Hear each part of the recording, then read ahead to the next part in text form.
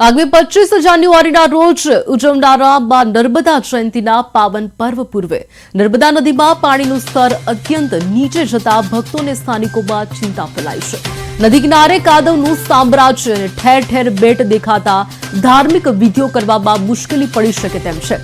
આ સમસ્યાને લઈને સમસ્ત કહી શકાય કે ભરૂચ જિલ્લા માછીમાર સમાજ દ્વારા કલેક્ટરને પત્ર પાઠવી તાકીદે પાણી છોડવા રજૂઆત કરવામાં આવી છે। માછીમાર સમાજના પ્રમુખે પત્રમાં જણાવ્યું છે કે હાલ નદીમાં પાણી ઓછું હોવાથી ભક્તોને પૂજા અર્ચનાને દીપદાન કરવામાં હાડમારી વેઠવી પડી રહી છે। તંત્ર દ્વારા માત્ર 600 ક્યુસેક પાણી છોડવાને બદલે રિવર બેટ પાવર હાઉસના તમામ 6 ટર્બાઇન કાર્યરત કરવામાં આવે તેવી માંગ ઉઠી છે।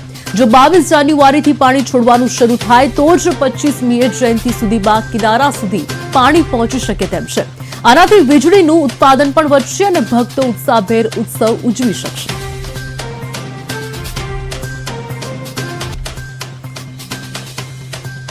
આજે નર્મદા જન્મ મહોત્સવ નિમિત્તે તમારા મીડિયાવાળાના પહેલાં તો અમે આભારી છીએ કે તમે અમારી વાતને વાચા આપો છો।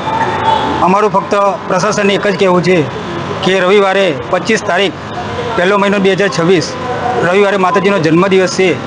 અમારી નર્મદાજી અમારી મા અત્યારે સૂકી ભટ હાલતમાં છે, તો એના જન્મ ઉત્સવ નિમિત્તે જો સરદાર સરોવર ડેમમાંથી જો અમને પાણી છોડવામાં આવે અને માતાજીનો પ્રવાહ વહેતો થઈ જાય તો તેનો જન્મ ઉત્સવ ઉજવવાની મજા ખૂબ સુંદર રહે અને ભક્તોની લાગણી દુભાય નહીં।